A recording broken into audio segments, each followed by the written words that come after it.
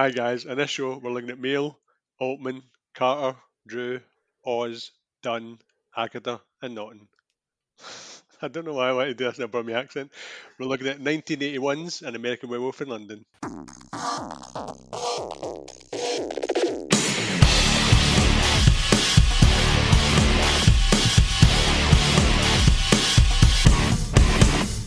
An American Werewolf in London. That's not a Burmese accent recognition. That sounds like Ringo Starr. Thomas was an American werewolf in London. Thomas. Hello, everyone, and welcome to another episode of 100 Things We've Learned from Film. I'm one of your hosts. My name's Planty, and I'm on a plane over Atlantic. And I'm John. I'm the other guy. I used to be a werewolf, but I'm all right now. Jesus There you Christ. go, The dad gags are in early, eh? Straight for the 80s, big man. How are you, John? I'm all right, mate. It's unnaturally warm for this time of year, but yeah, It's mild, isn't it? It is. It's nearly taps off. It's a bit wet for taps off. Yeah. Well, if you get wet, then you'll take your tap off, like your man nice. Coming out of the water, Darcy, innit? Yeah. That's what you're going to say, Daniel Radcliffe. I don't know why. Daniel Craig. Yes, sure. That's what I look like underneath. Old Sid James. Right. We're the podcast tries to learn 100 things from a different film.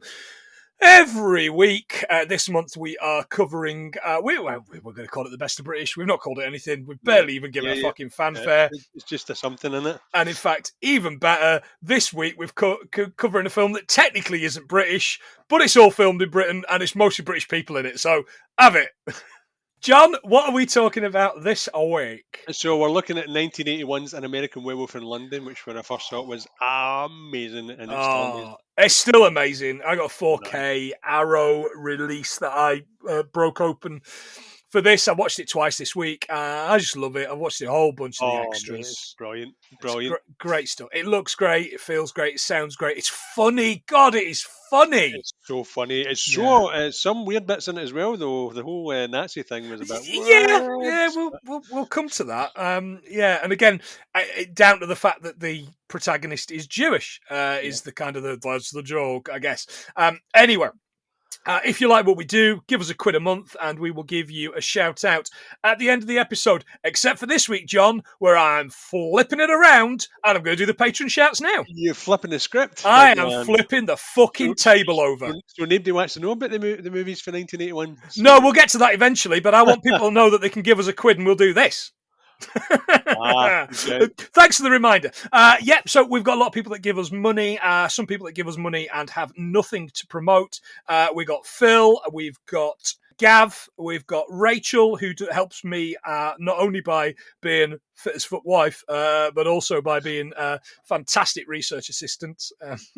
And we've got absolutely I am. Right, okay, we've got Maria and Ian from Cult Connections. Maria's going to be back on Cult Connections later on this year because they're doing The Mandalorian. Series 3, is it? Series 3 of The Mandalorian? Yeah. Yeah, I might be a bit over The Mandalorian after Andor, if I'm honest, but we'll come to that some other time for Star Wars. Ian has just done an episode on the most prolific writer of all time. There you go. I'm not going to give you any clues on that one, but it's very interesting. Very interesting indeed. Paul Parks of SP Film Viewers. He is doing Saturday Night Fever. John, Saturday Night Fever. Yeah, he's staying alive. This week. Always nice, isn't it? Always nice for him to stay alive. Dan and Gavin. There you go. Fucking hell. Sorry, Gavin. Dan and Gav of Be There with Belson, a podcast. They are starting their, I want to say, 4th year this year of arguing on air. Pair of brothers. They're going to keep that up, man. No, but I guess they've been doing it for 40 years, so they might as well just do it on the podcast. We have got Biggie, we have got Gadget, and we've got Stig from Modern Escapism. They will tell you all about whatever exciting stuff is going on in the world of film, games, media, and they will probably be back at some point in the nearest future to talk with us. Someone else that's coming on the podcast in February is going to be Josh Wilson. Super familiar with the Wilsons. John, you don't know this, but I've nailed Josh down, not literally. That would be hot. But I've nailed him down to come on and talk Big Lebowski in the second week in February. Oh, nice one. How about Nice. Love it. Mono and Kira, Mono Rants at the Movies. They talk about the films that you probably watched at a house party. They generally tend to talk about those at length. Nigel Davis, he sells goods through his website. We talk about Nigel all the time. He's just a baby. If you are interested in buying some tabletop miniatures, then Nigel is your man. And finally, we have got podcasters that we love. We've got Punk from What the Fuck Do You Want, where John will be featuring on that later this year. Maybe not so much love. We'll get up with them. He did our last Landis film, which was Blues Brothers. And we've got Joe from Hallmark of Greatness, who I'm expecting to message me at some point anytime soon to say, here's what we're covering on Last Orders shortly.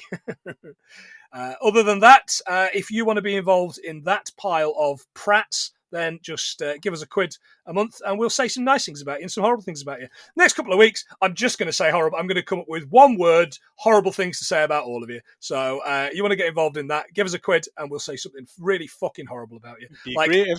I don't know, you want to guest on Film Floggers or something. I don't know. Whatever. Keeping that rivalry going. Yeah. No one's listening. I thought you were going for some deep cuts, like Punk, rhymes with spunk. No, I see you ruining next week's thing. Anyway, give us a quid and we'll do all that shit, yeah? Thank you. John, 1981, when we're not talking about the Patreons, what could we be talking about? Well, if they want an in-depth review of the films of 1981, they can listen to our Escape from New York podcast. But I'm still looking at ones that we never mentioned, and I don't think we mentioned Mad Max 2.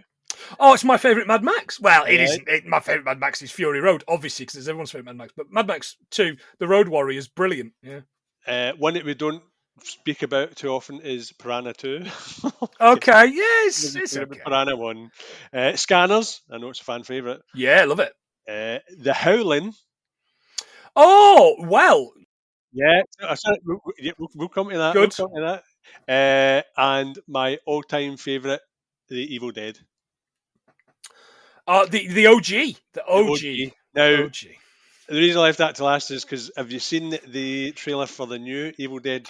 I saw Bruce Campbell introducing like a teaser where you see the mom through the door.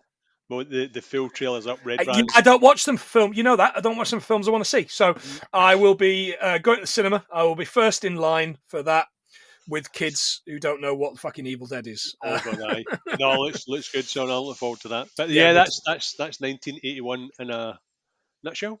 Nutshell. What kind of shell? This kind of nut. Anyway. Right, American Werewolf in London. We open and it tells us it's a Universal MCA Company film. We've done Universal MCA Company about 3 times now. But what we haven't done is Universal Monster movies, John. There are 39 of the original series of Universal Monster movies from 1931 to 1956. And I did a bit of a dive into a few of them to come up with a couple of pretty random filmmaking facts. In the original Dracula in 1931, Bela Lugosi, yeah, indeed, it was paid $3,500, which is about $60,000 today. Wow. So it's not a lot to pull the string. I will get us to do Edward. One of these days we'll do Edward. The Mummy writer John Lloyd Balderston, great name, was a foreign correspondent for the New York World. It no longer exists. And he wrote extensively about the opening of Tutankhamun's tomb in 1922. Ooh. So, arguably, if anyone's going to know... He's going to know. Yeah. Aziz! Light! Come in. The Bride of Frankenstein jerks her head about and hisses Actress Elsa Lanchester based the movement and the sound on swans that she would observe at Regent's Park in London. Her words were, "They're really very nasty creatures." They really are. I see little bastards. Don't know. It's just the one very nasty creature, actually, John. The only other title we get is for Jim O'Rourke. Oh, I had to look at that. Did you find out who it was? But it was a producer that died just before production started. He died of cancer, and John pretty much told everybody in the cast there's no smoking on set. He did, yeah, but he didn't ban anybody from flying helicopters. Which, too soon. Too soon. No flying blow. There was also PolyGram Pictures. Was it PolyGram Pictures? PolyGram Pictures, John. Yeah. Have we done them? Oh, we did PolyGram as a radio company, though. Yeah, but I didn't realise some of the films it did. But say some of the films, but they did the Big Lebowski as well. Oh, right, excellent. Notting Hill and Four Weddings, so they've got a bit of a theme going on. Okay, the Big Lebowski doesn't quite have the same ring as Four Weddings, but you know. We open with a van full of sheep heading across the moors. And the tune... Transit van. A transit van, was it? All right, excellent. All right, okay, come. Let's get the soundtrack out the way early, shall we? Yes. Because this is a big part of the film. I knew you would do this, so I thought just leave the boy with his toys. Right. Every song in the film has moon in the title. All right? Mm-hmm. And there's 3 blue moons. All right? Blue Moon was written by Richard Rodgers, who I think is Captain America, and Lorenz Hart. You've got their biggest hit, which was the Marcells, that little monkey out of Friends, in 1961. And that plays at the end titles. That version was number 1 in the UK, the US, and New Zealand. It was number 4 in Tom's favourite, the Belgian Super Sexy Flanders chart. Right. And number 6 where, John? It's got to be the Netherlands, isn't it? The Netherlands. Correct, absolutely. That's a better Brummie accent. It was a little bit, yeah. During the transformation, it's the Sam Cooke version, and this opening titles version is Bobby Vinton. All right, okay. Yeah. Now, you'll love this about Bobby Vinton, by the way. His son Robert played his dad in Goodfellas. Wow. Forget about it. Yeah? How good's that? Capiche. Yeah? So, now you know about Blue Moons, John. I've got a somewhat related quiz for you. Right, okay. Get early doors. Now, I know, like most of our listeners, you're a massive English Premier League football fan. F off, man. Really? And as such, I know that you'll know exactly what teams run out to these pieces of music. All right. So there's 20 teams, most of which you don't even know the names of, that are in the Premier League that you can guess from. Yeah. So let's start with Blue Moon. Whose fans sing Blue Moon? Have they got a blue strip? Is it Chelsea? Oh, it's not. It's another blue strip team. They're Manchester City. Oh. Right. I'll give you a little hint here. Who runs out to Forever Blowing Bubbles? I didn't know Michael Jackson had a squad. He does, but they're all teenagers. You don't win anything with kids except the Michael Jackson trophy. Mate, I'm not going to get any of these. Think of a Cockney football team. The London Superstars? Well, arguably they are not superstars. West Ham. Ah, right, okay.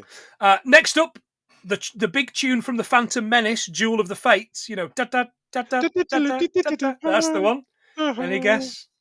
Whereabouts are they, Faye? Well, let's just say Ozzy Ardiles scored a goal in the cup for this team. Mate, that means I knew it wouldn't. Nottingham Forest. Oh, Tottenham Hotspur. Oh, I knew there was a T in it somewhere. Now, here's a film you know the theme tune from, but do you know who runs out to it? Going Home, the theme from Local Hero. Mark Knopfler. If you know where Mark Knopfler's from, you'll get this. Nottingham Hotspur. Nottingham Hotspur.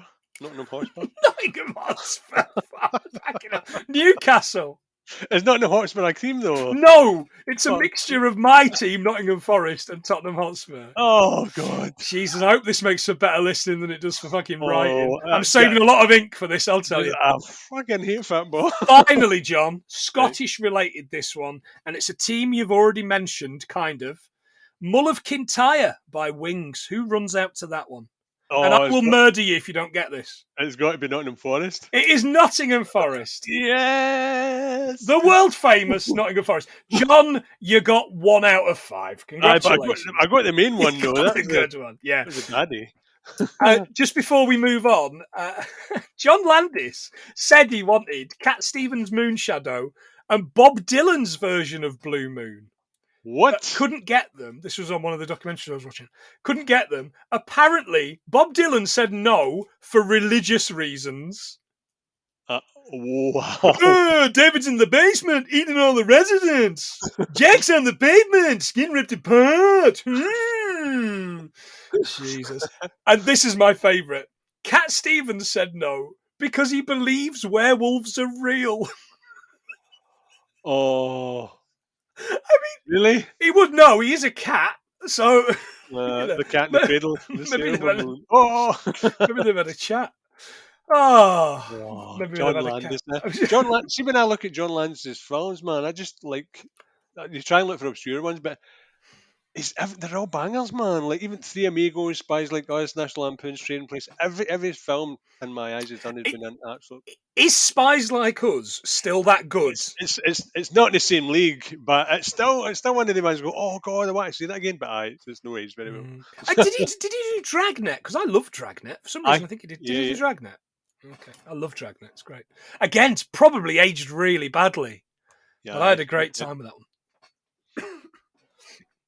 The driver lets these 2 lads out, David and Jack. They're students touring Europe. They get a junction of these 3 villages are spotted. And all I could think was, I've sold werewolves to East Proctor, Irwood and Lesher, and by gum, it put them on the map. Okay. Oh, God, Irwood. Jesus. I thought they were made up places as well. Well, one of them is. But... Yeah, East Proctor, the tiny village of Crickadarn, 6 miles south of Bulleth Wells. Mm-hmm. The shot of the moor stuff as well. Yeah, absolutely. All shot in Wales, of course. Of course it was. Jack says, bye, ladies, to these sheep, in spite of the fact there was at least 1 ram in the back of that truck. I did spot that. Boo, Derby. I hope someone got fired for that blunder. It also made me think of The Simpsons, this. Old Zeke rides up here with me. You can't trust a pig with watermelons, you know. That's right. Pig in the front. Big line. Jack's complaining it's cold and wet, and he wants to be in Italy, meeting Debbie Klein, who they go to school with. Jack is obsessed with her, but David thinks she's dull, and he says they've known one another since 8th grade. That's a long time of flirting. That's a lie. Yeah. So 8th grade, 13 to 14 years old. So if they're 18 now, they've been flirting for 4.5, 5 years. Jesus, that's a long time. I love these pair. I just think they're kind of. I did. You could believe that they've been friends for years. Oh God, yeah. You could also believe that they're kids, and they are not. They head into East Proctor and the Slaughtered Lamb pub. It's the famous cock at the entrance of Highbury and Islington Tube Station, or Fanny's Ale House in Saltaire, but it's quite a good name. They weren't into it. Well, Fanny Craddocks. I'll give you a chance to redeem yourself, John, on the quiz. I've got another one for you. Oh, bloody hell. Right. So, the pubs in Glasgow. I'm going to give you 5... Well, it is, kind of. I'm going to give you 5 guesses to see how many of the top 10 most popular names of pubs in the UK you can get. That should be easy. Well, you've got 5 to guess, and I've got the top 10. I also know how many pubs were called that. However, this is pre-COVID, so they might half of them shut. True. So, number 1, what do you think is one of the top 10? The Red Lion. The Red Lion, John, correct. The Red Lion is 1. The Winchester. I'll let you go again because I know that was just a gag. No, it was just a gag. It's a Red Lion. Is there no sort of wheat chief or something? Unfortunately, not. No, not in this time. Okay. Guess number 3. Oh, God. The Bells Bar. Unfortunately not, John. Bloody hell, where have you been looking? 2 more guesses. Oh, I need to get more. O Bar 1. Fucking hell. Think about something pubs are named after. The Happy Drunk. No, John. You got 1. Congratulations. Yeah. You could have had, the most popular was the Red Lion, 529. The Crown, 489. The Royal Oak, 412. The White Hart, 301. The Plough, 283. The Railway, 281. The Swan, 275. Just the one swan, actually. The White Horse, 271. The King's Arms and his fat sausage fingers, 243. And the Ship, 233. What a ship. Indeed, it is. Oh, I just frequent Glasgow too much. That's my problem. The Tenants Bar, the Horseshoe. Aye. Yeah, exactly. Aye, Sloan's. Sloan's is a good pub.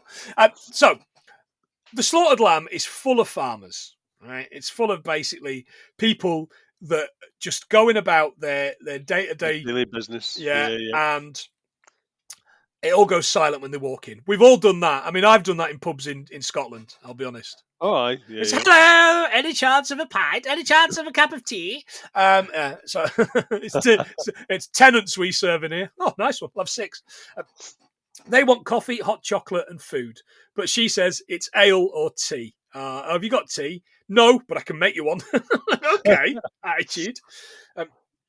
There's a pentagram on the wall. It's a star, of course, and they suggest that the owner is from Texas, which I kind of like.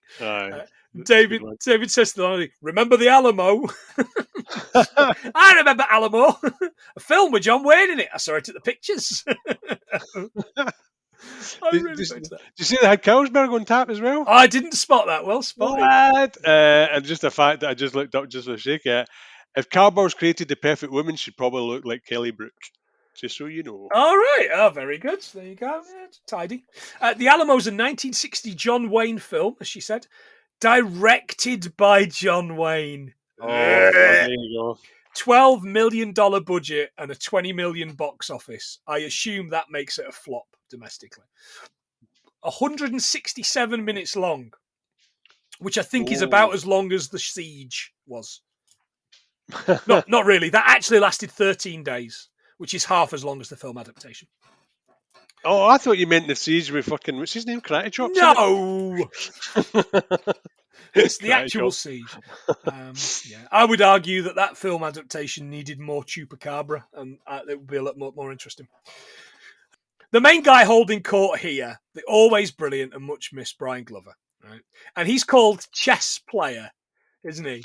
Yes. He starts telling this joke about player number 1 and chess player number 2. this plane that's crashing. So he says, there was this airplane over the Atlantic on its way to New York. It was full of men from United Nations. So halfway over ocean, the engines were low on petrol, which I laughed so hard when he thinks that the engines are full of petrol. So they have to lighten the plane.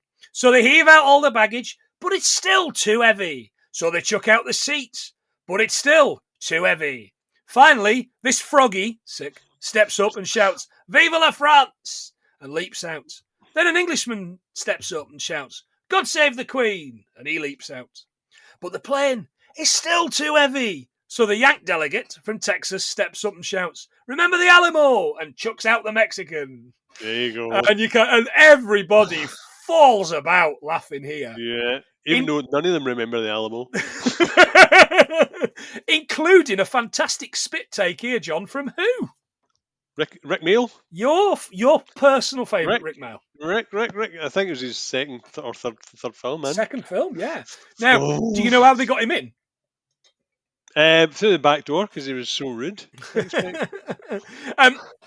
Raiders of the Lost Ark was filming at the same time in London, and Frank Oz and Jim Henson were in town. They took Landis to the Comedy Store, where he saw Ade Edmondson and Rick Mail. Oh, wow. And he thought they were so funny, he offered to create parts for both of them. And he said, although only one of them showed up, I don't think they really believed me, because Ade didn't turn up, but Rick did. Landis later recounted, he was right. I didn't actually have a part for him, but I loved his face. So we sat him down to the slaughtered lamb for the opening scene, and his presence really helps establish the mood of the movie. Oh, that's good. That's good. It's good, isn't It it? really does, because as soon as I seen him, I was just honed right in on him. Yeah. Because somebody else was in this film. They're not credited at all, and I didn't see them, but they're actually in this. Oh, It's who's that? John Altman, Nasty Nick for EastEnders. Oh, what? He's in this. Apparently, he's one of the policemen, but because there's so many of them, I tried to man. spot him, but I couldn't Oh, I spot him. wish I'd known that. I would have specifically looked out on my, my posh version. Oh, and the old 4K. I was watching Kunso Absolutely. as well. Jack Kunso asks, K. what's the star for? And there's this guy throwing arrows. He's dead upset. I've missed. I've never missed, ever. You made me miss. He's somebody, isn't he? He's David Schofield. He's David Right. Schofield, character actor. He's in that Wolfman film with Benicio del Toro. Right, okay. Link to last week's episode on Snatch. They basically get out. Oh, we're not welcome here. Fine. The lads leave. The landlady doesn't want them to, but the patrons are like, beware of the moon. Stay on the roads. Mm-hmm. Brian, and where they're all kind of talking amongst themselves, and Brian Glover's character, it's in God's hands now. I know, thank you. The lads head up the road, and of course, straight onto the moors because they're not listening. By the way, John, did you check out the gorgeous puffer jackets they were wearing? Oh yes. I honestly did think David's was better though. The Does red look one, more padded. yeah, the red yeah. one. Eddie Bauer invented the first puffer jacket in 1936 called the Skyliner. Ooh. It encased down feathers within quilted fabric and was created out of personal necessity after he nearly died of hypothermia while in a fishing chip. A fish and chip shop. Fishing trip. Yeah. He pasted it in 1940. And there you go. They hear a howling. I think one of them said, what was that? Oh, it's probably just a coyote. There are no coyotes in England. He's right. They're native to North America. Historically, the West, but you can find them in the East today. I believe they get those Greyhound buses on holiday. I would have thought. That makes sense. They decide to head back to the slaughtered lamb, but they're lost. They're chased by some growling and howling.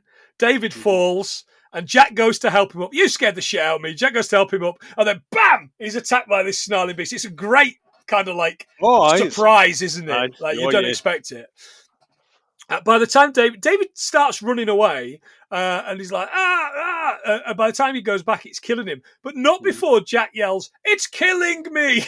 What? We get that. Who the fuck's written this? Do you know what scene that reminds me of? And it's a film we've done. Remember Army of the Dead? Yes. When the two soldiers are literally in the same scenario where one falls and it's like, oh, you, and then he goes to get one. He gets attacked. Yeah. Exactly the same bloody. Looks as if it's shot for shot. Stolen. Yeah. Stolen. What a Schneider. What a Schneider, indeed. Yeah. It's about to attack David, but the villagers show up and shoot it dead. But before David passes out, he sees a body riddled with bullets of a man completely naked. He wakes up being looked after by nurse Jenny Agutter. Oh, God. You wouldn't mind, would you? I think this is my first sort of. Bear in mind, I was brought up with Carry On movies, but watching Jenny Agutter in that. Mate, she could have my Railway Children any day. Just didn't expect to see her in that outfit.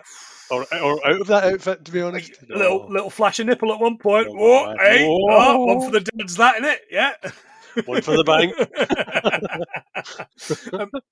It's brilliant. This other nurse, this northern nurse. Yeah, what's her story? I liked her. She's like, hey up, I'm from North. But that eyeliner was fucking, Jesus Christ. She says, oh, he's definitely, you realise he's Jewish because he doesn't have a foreskin. The doctor comes in. It's common practice these days. Probably my second favourite character in the whole film, by the way, this doctor. I love this doctor. Dr. Hirsch. Goes on this random bloody police hunt. He turns detective. Oh yeah, partway through the film. He totally turns into a bloody what's that guy that used to kick about at bloody all the colleges like Oxford and Morse. Morse, that's it. Lewis! Aye. Lewis, Well, yeah. I was going to say even had the same car, but it turns out it was a 1977 MG. All right, okay. So it's not a Jag like Bergerac. Not a Jag, not a Bergerac. Jag. Bergerac, remember him? Wah, wah, wah. Wow. Wah, wah, wah, wah. Who's that for? Us, just us. The doctor explains to Nurse Price, Jenny Agutter, that they were attacked by an escaped lunatic on the moors. Something doesn't seem right. The doctor brings in Mr. Collins for the embassy. Did you spot who this was, by the way? Oh, mate, honestly. Right, so see if you shut your eyes and listen to the voice. Yeah. It sounds like David Cross, right? But it's Frank Oz. Do you know what? I got massive David Cross fucking vibes. Yeah, yeah. Is David Cross just doing a Frank Oz impression in his entire life? Yeah, because he talks just exactly like him. So when you shut your eyes, that's David Cross. Yeah, But man, he blew himself all right. But yeah, it was Yoda himself, old Frank Oz. It was indeed. Hi, yeah! And there's this bit where he starts to get really annoyed and angry, and he just sounds like Miss Piggy. Aye. Amazing. Because they're all credited, didn't they? Miss Piggy and as herself. Aye. So do you think Frank Oz got 2 paydays? Oh, Residuals twice. He's still getting paid for this twice. Exactly. He gets a like one of those big comedy checks through the post and a little one. Yeah, exactly. Making the bacon. I was very disappointed he didn't go 1 prophylactic soiled. And he doesn't understand why David's so upset to hear that his best friend's dead. He's like, these kids, they never want your help. They never appreciate anything you do. It's like, get out, you dick. David explains it was an animal, not a lunatic, possibly a wolf. Yep. Now, Dr. Hirsch goes back into his office, and I was shoulder shaking laughing at this whole bit, right? He's upset that he has to spend an evening with some other doctor, Roger Matheson or something. And he's on the phone. He's like, if I survived Rommel, I think I could survive an evening with him. Again, we've gone from really badly written lines to brilliant written lines like that. Yeah. He goes to take a drink of tea, and the intercom goes, and he's just so like Britishly annoyed, isn't he? Possibly the best actor in this. Yeah. Oh god, without a doubt. The slaughtered lamb bit really shows that. Yeah. Oh yeah, he's so much fun in that. Oh, yeah. The phone won't stop ringing, and here's the police. They want to speak to David. By the way, he says to one of these coppers, he said, "Would you like some tea?" "No, thank you." And the other one goes, "Well, yes, I would like some tea, actually. It's no trouble. Maybe later." When the other cop looks at him upset. While the police are here, the doctor explains he doesn't want to spend the night with Roger Matheson. He's on the phone again. And he just gets so frustrated. He goes, "Tell him I'm dead." Yeah, that's right. Where did that come from? That was fucking brilliant. The police don't believe David's testimony because they've got an autopsy report on the man, as well as witness statement. David's having these dreams of running through the woods naked before attacking and eating the haunch of a deer, which I've got to be honest, looked tasty as fuck, man. Really get me some of that haunch. We better salt and pepper on it. It'd be lovely. Absolutely. Nurse Price has to feed this little shit of a kid, Benjamin, tablets. No. Right. He's a little shit. She threatens him later, and I love it. But the kid that doesn't get his is the kid that slaps her on the bum. I know. Like, absolutely out of nowhere. I was like, oh, and the look that she gives him, I'm like, do you think someone just told them to do that? Aye. Like, and it came as a surprise. Because it certainly surprised her. Yeah, well, absolutely. She heads to see David and explains he needs to eat something, otherwise he can't have his meds. She explains her name is Alex, and she starts cutting up his food to feed him what I thought was a Finder's crispy pancake. Nah. Like a turkey scallop or something. It looked like it, didn't it? All this, of course, is before Heston Blumenthal went in hospitals and changed the menus. But it didn't burn his mouth. That's how you know it wasn't he. It wasn't full of lava. Now, I found there was actually something weirdly erotic about being fed shit hospital food by Jenny Agutter dressed as a nurse. Oh, God, no. Now, that is a niche Pornhub tab of its own. There's a good jump scare here where David dreams that he sees himself in the bed, and as Alex approaches the bed, he's got a spooky vampire face. Oh, he does, didn't he? Yeah, it's not werewolf, it's definitely a vampire. Yeah. In the woods. The doctor explains that his dreams are not hallucinations, but they're just dreams. What he believes happened didn't happen. There's too much evidence. David explains, doesn't want to be alone. And Dr. Hirsch says, I'll send somebody in. And of course it's Alex, who reads him a kid's story, reads him a Connecticut Yankee in King Arthur's Court, which is 1889 book by Mark Twain.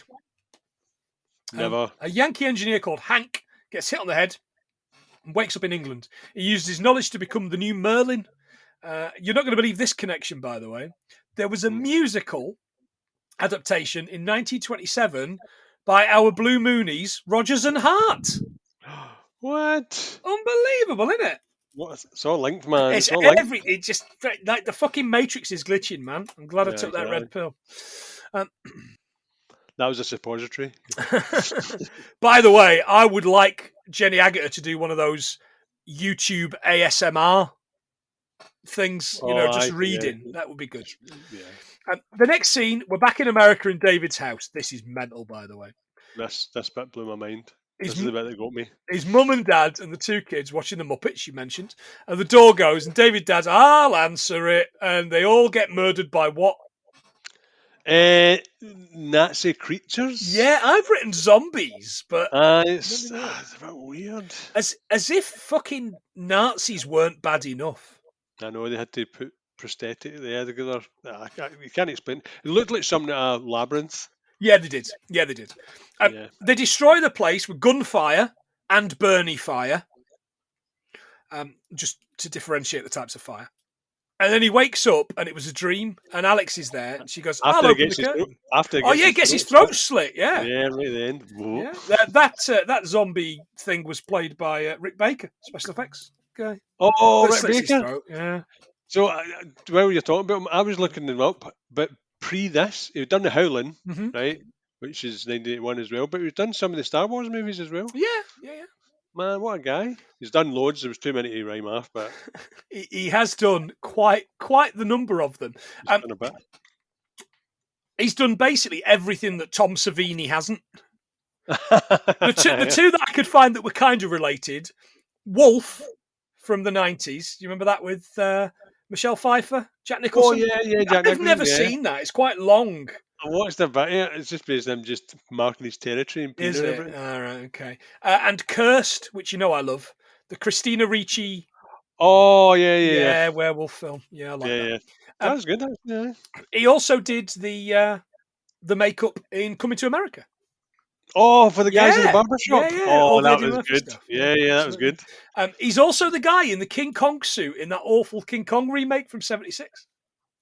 The one with Linda Hamilton. Yeah. Jesus. And he has won Best Makeup Oscar 7 times. This one, which of course was the first ever one, Harry and the Hendersons. Right. Future episode Ed Wood. I'm going to fucking force that through. The Nutty Professor. Men in Black. Yeah. The Grinch. And The Wolfman. He's got fucking form with wolves, hasn't he? Really is. He likes a good wolf. Woo-woo. I like to wolf my dinner down too. She opens the curtains, and this other Nazi zombie turns up, stabs her. I know. David wakes up. Dream within a dream. Yeah. He's been inceptioned. He's been natceptioned. Give that another look around the table. I love this porter basically who brings the food. Right, I got amazing Saeed Jaffrey vibes from him. Billy the Fish out, the man who would be king. It's not him, of course, but he's so happy to be delivering the most subpar NHS breakfast food I've ever seen. He's like, we've got porridge, we've got full English breakfast, or bacon and eggs, toast, all this jam, toasted jam, and all this. He's brilliant. He's like a fucking whirling dervish, and David shits himself as he wakes up. And a good morning to you. He's away. He puts his spoon in the porridge. The porridge that just sticks there. It's like fucking Solvite. David's not alone, though. Who's here? Old Slashy McSlashy face Jack. Yeah, absolutely. Brilliant Rick Baker makeup. You can even see like the scarring. He's got the flesh ripped off his face. There's a bit that's flapping about when he's talking. I wanted just to pull that flappy bit off. It was fucking with my chi. Oh, it's brilliant. David tells him to get the fuck out. And Jack... David, you're hurting my feelings. It's just the delivery of every line from Jack from here on in is perfect. I'm sure they stole the look of that in what's it called? Is it Pet Cemetery? Yes. Where he knocks somebody over, but they keep coming back, but they've got half their face just Oh, looks yeah. up. Yeah. Yeah, Good so it's some point. sort of idea. Robbery. Robbed. Jack's delighted at the turnout to his funeral. Debbie Klein cried a lot and then went and slept with Mark Levine, who's apparently an asshole. They're like, Mark Levine? He's like, yeah, I know. Jack's line was, life mocks me even in death. Even death, yeah. I was like, another great line, yes, isn't it? clap, clap, clap, clap, clap. Thank you. Jack's here to warn David. It was a werewolf that attacked him. And because he was murdered by the creature, he now has to walk for the rest of eternity in limbo until the wolf's bloodline has been severed. The last remaining werewolf must be destroyed. Bum, bum, bum. And that is... It's you, David! Yeah, absolutely. It's all for you, David. David thinks he's talking shit. Jack explains, take your own life before you kill others. And beware of what? Beware the moon. Beware the moon. Alex runs in, he's crying out, and he kisses her and says, I'm a werewolf. I know. Blatant as you like. Jack was there. He was telling me I'll become a monster in 2 days. Now, taking all that on board, as Alex does, as a professional that's obviously been to college to train to be a nurse. Yep. And he's smart and he's conscientious and he's very good at her job. She instantly says, why don't you move in with me? I know. Red flag city. And she's like, why don't you come stay with me? Yeah, absolutely. And we find out why in a scene, again, another perfect line coming up. I mean, this is entirely the reason why women keep getting murdered. And that and the fact that men are awful. But, that. Yeah. It's a contributing factor. A couple of days later, she's taking him to her flat, but they need to go to the shop first to get food. David exclaims that the food's really expensive, and she says, well, that's inflation. And I was like, wah, wah. What? Yep. Yeah. How do you manage to live? And she's like, carefully. Nice. And I was like, "Oh, it's a bit fucking soon that." But before we go ahead, so did you notice in the hospital there was earphones on the bed? Oh yeah, he was listening to the radio. But they were attached to the bed, and I looked up. There's no such thing. I don't understand why they made it a thing. Right. Okay. It's not as if it was like a Walkman anywhere. Yeah. I mean, so it's plugged in. So it's not like the telly that you have to pay £5 a day for. Oh, yeah. That's fucking shocking, by the way. Aye, but you pay for it and just roll it into the smoking area so everybody can watch it. Oh, you can't even go into a smoking area. No smoking area anymore, John. Oh, it just goes to show how long I've been in hospital. I spent too long in hospitals the past 2 years, I'll tell you. They're on the tube and it's packed full of these bright-haired punks, which I fucking loved. It was this brilliant flashback. I remember seeing my first punk in London in 1989. So again, 8 years after this. I don't think he was on the tube, but he had one of these huge Mohicans, the denim jacket cut off at the arms. I don't know why I never saw one in Knots, but I never remember seeing one. I was really taken aback. She lives in this tiny one-bedroom flat, which would probably still be about 3 million on the market today. Oh God, yeah, easily. Certainly, if you were selling one. What I can tell you is that I went looking on Rightmove for one-bedroom flats in central London this morning.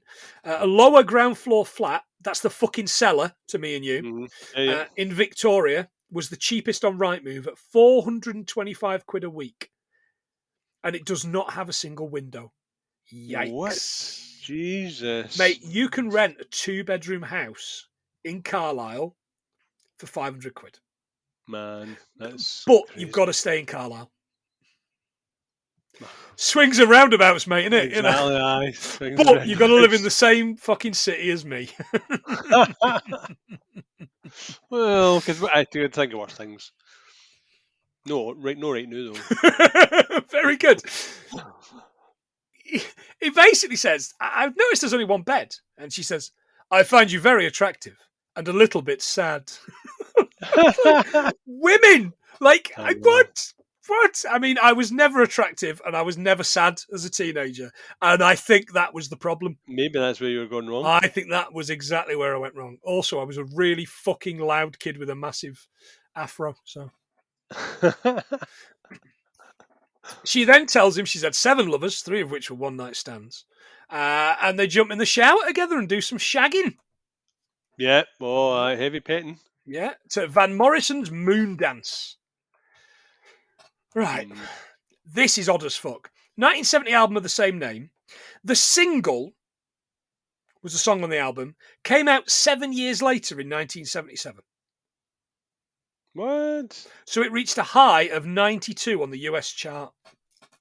Right. So that'll learn you for waiting 7 years to bring Why out would a you fucking wait single, you 7 years? mentalist. If you want to sell any copies, you'd just bring it out the same year, right? Aye. Yeah. I mean- Because that's craziness.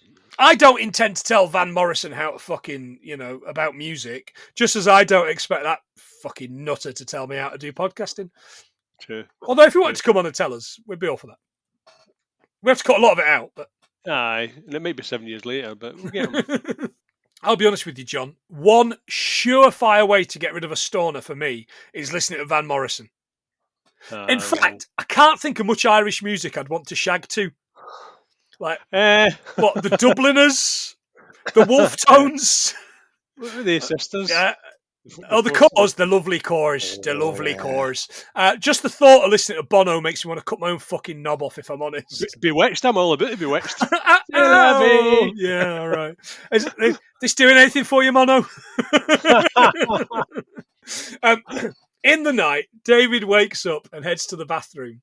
He takes the world's shortest piss, doesn't he? Yeah. You can tell he's not in his 40s, eh? Yeah, oh God, aye. Jesus. Who's there, decomposed even more? Oh, there he is, sitting over it. Sold. I was going to say Jack Griffin there, but it's Jack. Yeah, Griffin Dunne, same person. Griffin Dunne. Yeah, he's decomposed even more. And he's gone a bit green.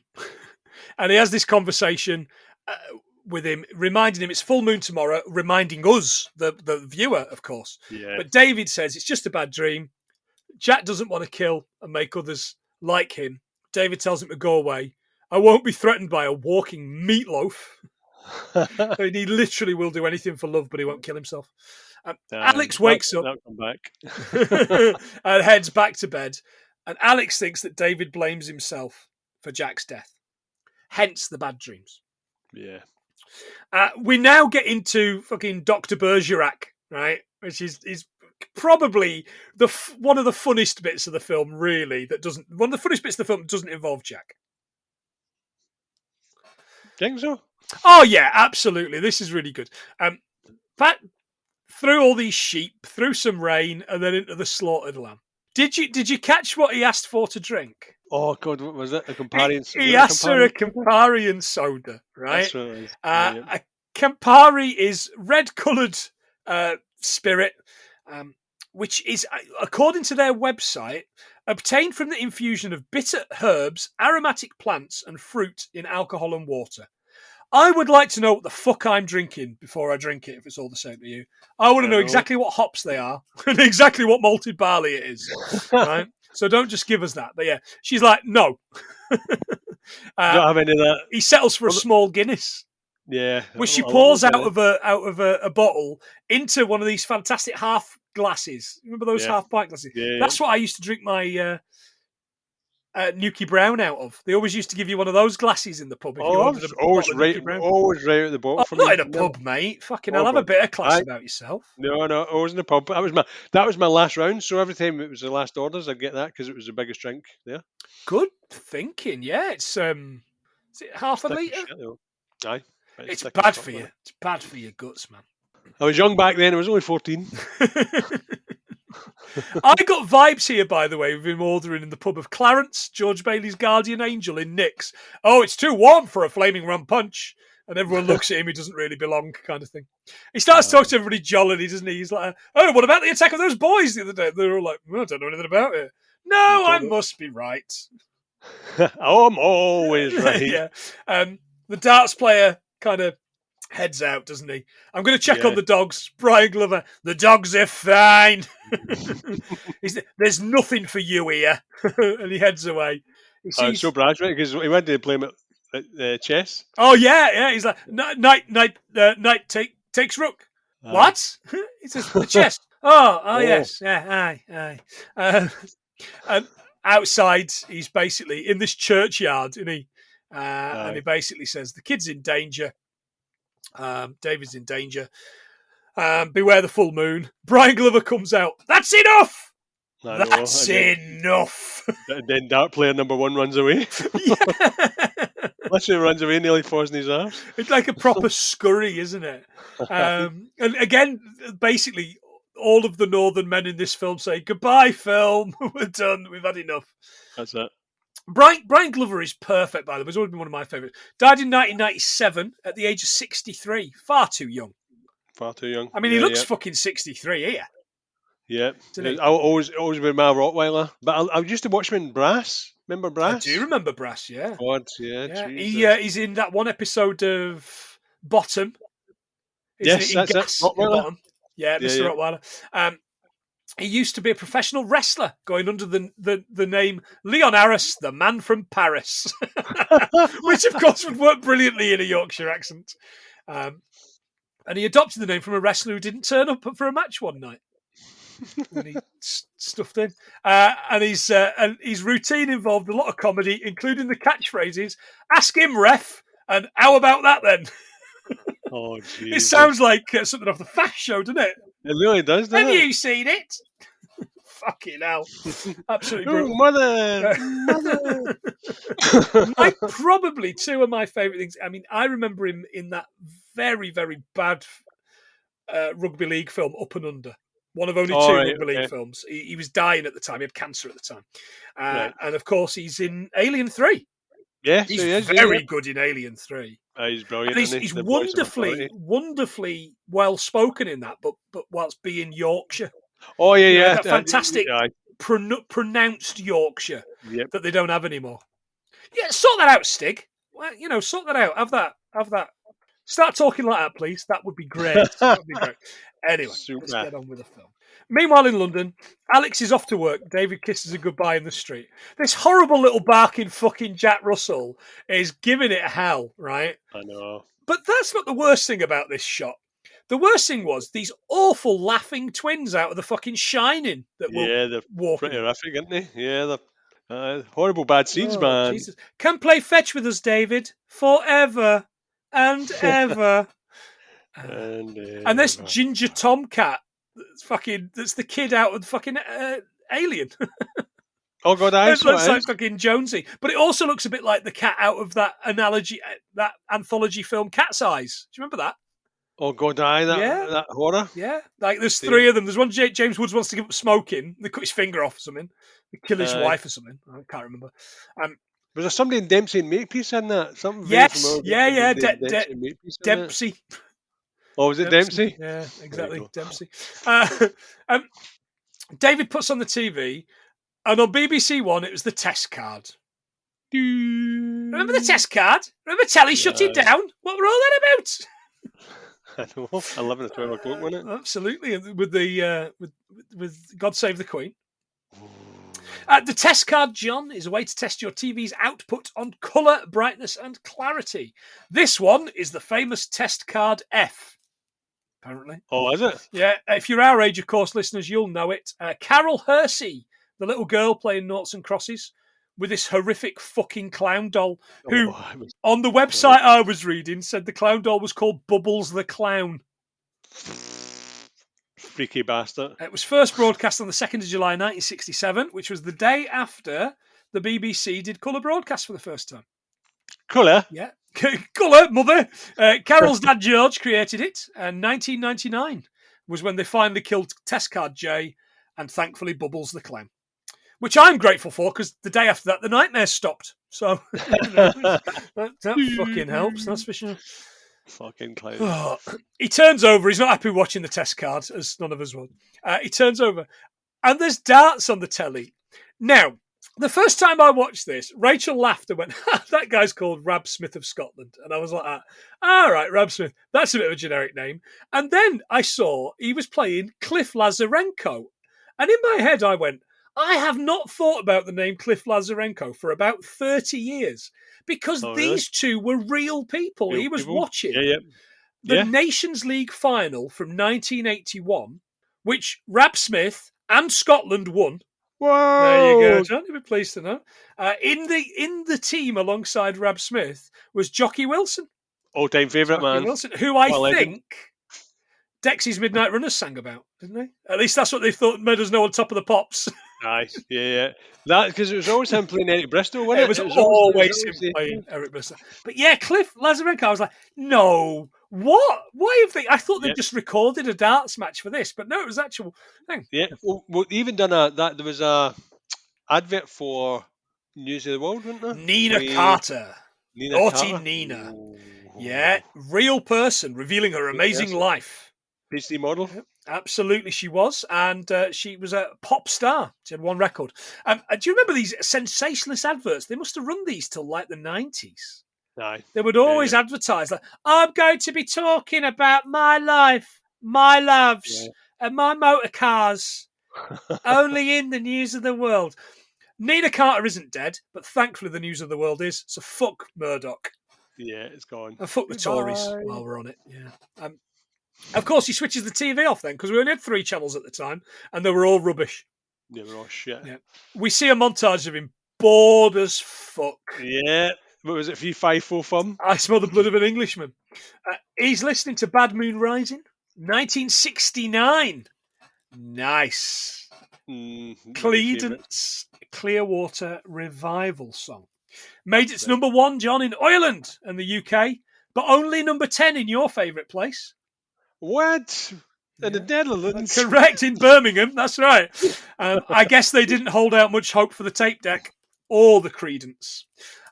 2 million copies sold in the US, which meant it went double platinum. Bit tasty, that.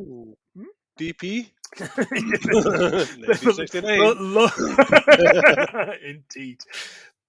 Back in the hospital, Benjamin's shouting no at Alex, and she says, "Have you ever been beaten severely around the face and neck?" Fucking hell, Beverly Alec. Give it a rest. Beverly Alec, who's that a reference for? Hit us up on social media if you know exactly who I'm talking about.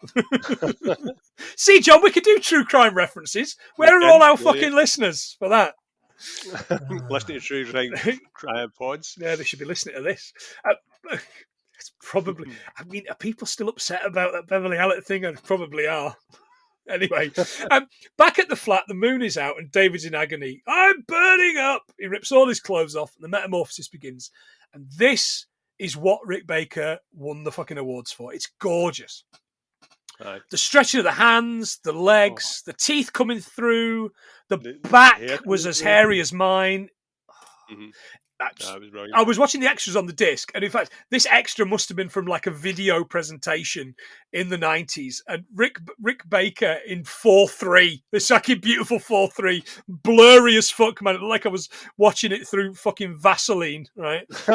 He was complaining that it took him 3 months to figure out and organise the stretching of the face, and you only see it for a matter of like 5 seconds. He was raging, and then he saw it in the cinema with the audience who all audibly gasped, and he was like, "Do you know what? It was worth it." I was like, "Good man." It was amazing. It's still to this day. It's still a thing to watch. Yeah, because it's real, because it's really there. Yeah, I love practical effects. Me too. Taxi pulls up outside of this house. And out gets Harry. And Harry's a wag, isn't he? Oh, he's a fucking wingnut. He's like, no, let's not go in through the front door. Let's go in through the back. Oh, we'll really give old Jeffrey a fright. And his fiance's like, "Oh, you're crazy, Harry." Yeah, you're crazy, Harry. Yeah. And as they go around the back, they get American Werewolf in London, which I quite liked. The lady of the house is like, "There's some hooligans out there again." Her husband goes out. He heads out, annoyed with his whiskey in his hand. With port in hand. Mate, that's exactly what I would do as well. And he finds their corpses. Or the hand. Yeah. At the hospital, Dr. Hirsch calls Alex into his office and explains he's been to East Proctor, and that when David came in, his wounds had already been cleaned and dealt with. I believe the villagers were lying. They're hiding the truth. He thinks that they should call the police. This next bit, which is nothing, at Tower Bridge, these 3 hobos in this scrapyard, right? And Rachel turned to me and went, like, how is there a scrapyard that close to Tower Bridge? And I was like, I know. well, basically before Bob Hoskins complained that it was all going to be gentrified in the next 2 years in that video on YouTube. And this is all going to be fucking turned into flats in the next 2 years. This is more fucking London, you cunts. If you've not seen that, listeners, it's great fun. It's a lot of fun. And then all these hobos basically get eaten. We then move to Tottenham Court Road, more specifically the Northern Line, where this twat in his fucking MCC eggs and bacon tie gets off. Getting something at the vending machine. Chocolate out the vending machine. I spotted Cadbury's there. Yeah, no bloody vending machines nowadays because fucking kids keep smashing them up. Exactly. Oh, all right, old man. Would you have bought chocolate out of a vending machine? Would you fuck? Oh, yeah, fucking on the tube? Aye, sometimes you on the Clockwork Orange, would you? No, not on your life, mate. I don't know if I want to put my hand in the slot in case somebody put a jobby in it or something. Right. He hears the howling, and because he's middle class, he doesn't believe in the noise. I'm going to report you. All right, you public school wanker. He gets chased through the station tunnel, which I thought was some of the best shots. Yeah, because you seen the poster, it says orgy every Wednesday. Yeah, so that comes back later. It does, absolutely. In fact, we've covered that in the previous episode. He then falls on the escalator and gets torn apart. You get to see it for the first time, though. Yes. Yeah. Yeah, from a distance. It looks good. Next morning, we're in London Zoo, and David wakes up naked in a wolf compound. Real wolves, really nervous wolves, these, by the way. When he jumps up, it's like, oh, fucking hell, it's a man. Stranger danger! Some body, by the way, on David for an 18-year-old fucking lad, wasn't there? I know. I know shit. Proper 80s bush as well on him. He runs and hides in this bush after getting spotted by Molly Sugden. It's not her, but he definitely gave her pussy a shock. He nicks balloons off this petulant little schoolboy and a lady's coat off of a bench. Mummy, a naked American man stole my balloons. You what? Hey! £2. Even a pound I'd give it for a pound. Exactly, especially in the 80s. Arrives back at Alex's flat and gets dressed. He says, I lost my mind. I woke up in the zoo. I don't remember anything that happened. The phone rings. It's Dr. Hirsch. He wants to see David at the hospital. David's explained he's never felt like he's ever had so much energy. He's never felt so good. And I got pure Brundlefly vibes here, by the way. Oh, did you? Yeah, because as soon as he goes through the transformation, he feels invigorated and he's stronger and he's fitter. And it's kind of like, healthier, more productive. She manages to get him into a taxi. Did you spot the taxi driver, John? Of course I did. Fucking hell. Of course I did. Another link to last week's episode, Alan Ford. I was going to say that because it's just weird how it all comes as soon as because I didn't see him. He just started talking, didn't he, at first? And I'm like, oh my God. It reminds you of the Ripper of London, the Ripper of Old London Town. And I'm like, nobody else talks like that. Like, nobody in the world talks like he talks. It's a fucking beautiful voice. It's cracking. It's so good. It's cracking. Never young, by the way, was he? Aye. He's always a prindle balls. It turns out there were 6 murders in different parts of the cities. He must have been a right maniac, that fella. They jump out at Trafalgar Square. And this is the end of Alan Ford in the film. Like fucking 3 lines. David runs up to a copper who's having his photo taken with some children. I mean, does that still happen? Or do kids now just want to call police fascists and spit on them? Aye, they're over it now. They're over it. David says, the Queen's a man, and a few other choice things that we're not going to repeat on here. Shakespeare was French, which I quite liked. But yeah, that was good. Prince Charles has got sausage fingers. The cop refuses to arrest him. David says to Alex, I love you, but it's not safe to be with me. We need to get away. And he runs across the road and nearly gets mullered by a fucking Cortina. Did you know, by the way, producers originally wanted Dan Aykroyd as David and John Belushi as Jack. Can you fucking imagine? That would never have worked. Can you imagine? No way. Fuck that. On the trip to Blues Brothers, Piccadilly Circus wasn't friendly to movie productions, so Landis arranged for a free screening of Blues Brothers and invited 300 coppers. Next thing you knew, the office had given him permission to shoot there for a few hours across 2 nights and to stop traffic. Jesus, they couldn't do that nowadays, man. No, absolutely. They set up a set for the crew to rehearse on so they could be ready to do the big crash without losing time. And Landis has a quick cameo. He's the pedestrian that gets hit by the car. Oh, With was the big he? hair. Yeah. I spotted that. I Oh, just thought that. I Jesus. think it's quite good. Nice. I did actually take it back. After I'd read that, I took it back and I was like, yeah. So it is. He goes into a phone box. Remember phone boxes? And makes a reverse charges call at Piccadilly Circus to his little sister. His parents aren't home, and he asks Rachel to pass the message that he loves them all. Oh. Rachel and Max. What's a kid that age doing at home? Home Alone. Yeah, absolutely. He now attempts to cut his wrist with what, John? Swiss Army knife. He can't go through with it. Or I assume the knife was too blunt to cut skin, because they always were. Well, no, the ones I had. I felt as if I cut myself every day with pen knives. Oh, No Swiss Army knives, just pen. Every time I got okay. pocket money, I'd line up buying a pen knife for absolutely no reason. Okay. David looks across the road. He sees Jack waving outside this pornography theatre. Well, this Moe's that you were at, was it? Is it a bar or something? It's a pornography store. I was buying pornography. He heads in, and Jack's at the back, signals for him to join him. Now, I love this because Jack is now so basically like, yeah, he is a puppet, and it's fantastic. And just so they could get the mouth right with the words, they had Griffin Dunne do the moving the puppet mouth whilst acting. Yeah, so he was actually acting as himself and the puppet, which I think is really good. That's a good idea. The Rick Baker fucking documentary I watched, to create this, they did a full body cast of Griffin Dunne, and they moulded the head out of the body cast of Griffin Dunne. So the head supposedly is the right size of Griffin's head. And it looks like, it doesn't look anything like him, just fucking Crypt Master, but it still looks great. It looks great. It really does, yeah. I loved it. I love who he's brought along here. Gerald Brinsley, the guy that was murdered on the subway. And he says, it's all right for you, you're dead. I'm not dead, I'm undead. And I have to walk the earth the rest of my life. Now, I'm going to blow you away here, John. I've met Gerald Brinsley. What? Otherwise known as actor Michael Carter. All right, local to me, he's from Dumfries originally. And I met him at Comic-Con one year and told him that he was my favourite toy growing up. Because, John, Michael Carter is Bib Fortuna in Return of the Jedi.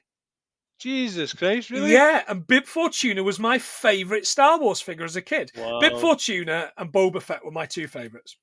Boba Fett was mine. Yeah, definitely. There you go. And it's something. So Bib Fortuna had these really chonky legs that you used to be able to do kicks with. Yeah, it's fantastic. That's a Jabba no Bata. Yeah, love it. Gerald explains that he needs to die. He's not happy, but Harry and Judith, the couple that he killed, are very happy, and they're really lovely. Hello. Hiya. The hobos can't say are pleased to make your acquaintance, Mr. Kessler.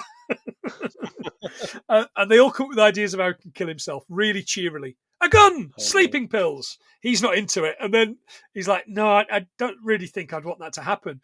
And someone says, oh, Gerald says, you could always hang yourself. And Jack says, oh, no, what if it didn't work? It'd be really painful. You'd choke to death. He's like, yeah, I'm not so sure about this. And then those two are like, an electric shock, a car crash. Really, really cheery, lovely fucking British people. David changes in the back of the theatre. And obviously it sounds like he's violently pulling himself off. I know. Go away! Yeah. Wink, wink, wink, wink.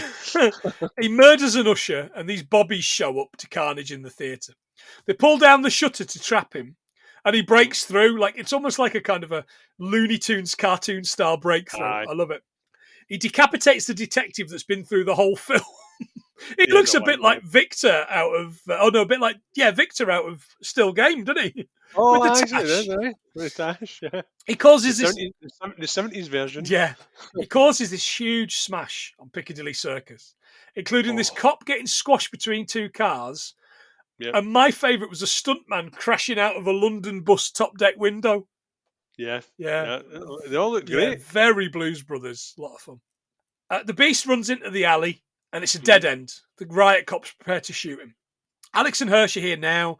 She breaks through the line of coppers to the Beast. She tells him she loves him. And you see the Beast's face like soften for a moment. Yeah. And then they just fill him with bullets. Nice. She bursts into tears as she sees him turn back into David, just like the other guy did. And bam, credits, Blue Moon. That's it. Blue Moon again. Still so... good. Still amazing. Great. Still amazing. What else you got for us, John? Moorland nowadays generally means uncultivated hill land. All right, okay. The Dandy's first issue was printed December 37, making it the world's third longest running comic after Il Garimio and Detective Comics. Oh, he's got a wee, the wee Benjamin's reading Dandy, isn't it? Yeah, good spot. Well done. Fee Fi Fo Fum is from Jack the Beanstalk, but it's thought the first written version was called Jack the Beanstalk was called Jack Spriggins and the Enchanted Bean. It was published. It was enchanted. It was published in 1734. That's the problem, ladies, isn't it? Jack's never find the enchanted bean. Never. And I don't know if I believe this one, but I was looking up Paddy Wagon and the meaning of Paddy Wagon. It says that over half the people who were arrested in New York in the 1940s and 50s were Irish, hence they called them Paddy Wagons. Yeah. That probably is true. That probably is true. I also assumed it might have been because there was a lot of Irish cops. Ah, right, okay. Paddy's Wagon. But that's me. That's it. Okay. That's all she wrote. Landis claimed he showed executive producers the exact same version of the movie they'd seen before after they'd asked him to tone down the gore. He says they declared the supposed new cut, quote unquote, much better. Oh my God. Thick bastards. Michael Jackson called Landis personally to tell him how much he loved An American Werewolf in London and asked him to work with the director and Rick Baker on the resulting music video for... Is it Moonwalker? No, Thriller. I was going to say Moonraker. You only live twice. It almost didn't actually come out because apparently he had a Bob Dylan-style religious objection to the content. Oh, really? Yeah, which is why it airs at the beginning with a disclaimer saying that he doesn't, quote-unquote, endorse the occult. So he doesn't endorse the occult, but he's all right touching teenage boys. Give me the money. Yeah. Give me the money. John, that is me. Oof, man. What do you think we've got? 87. Oh, it's a bit less than that. 81. 74. Jesus. Which is a little bit disappointing, but I've got to be honest with you. I got very fucking involved both times watching it, just watching it. Just watching it. And that's the problem watching good films is you get so absorbed. Watching Even I was saying, second time watching it, I felt as if I was just going, oh my, but it wasn't anything to do with the film. It was just memories. No, it's great. It's a great film. It's just a great film. Yeah, exactly. Yeah. Listeners, again, give us a quid. We will shout you out. We had a great time. Our promise to you is that we're going to do more good films. We're going to do more big films this year, mainly because we get sick of watching shit. We're going to do stuff we're still going to do stuff that like probably no one else is doing, we hope. But we're also going to do some of the great stuff that you want to do, and we'll do lots of gags and bits and pieces from that. Okay, fantastic. John, say something nice to the lovely people at home who spent an hour, 10 minutes listening to this. If you could take anything away from this show tonight, it's that American Werewolf in London is absolutely amazing. It is. So actually watch this one. And we are not. Sometimes we do these shows to actually warn people about stuff. Yeah, about not watching the film. I can generally say watching this was just, even though it's sold, it's still brilliant. It's still classic. Absolutely. Listeners, we'll be back next week with something else British, kind of British. There might be like one British person in it. It was filmed in fucking Santa Monica. I don't know yet, but we will try and keep it quintessentially British. But for now, he's been John, I've been Planty. There's been 74 things we learned from American Werewolf in London. See ya. Ta-ta. Stay off the moors, lads.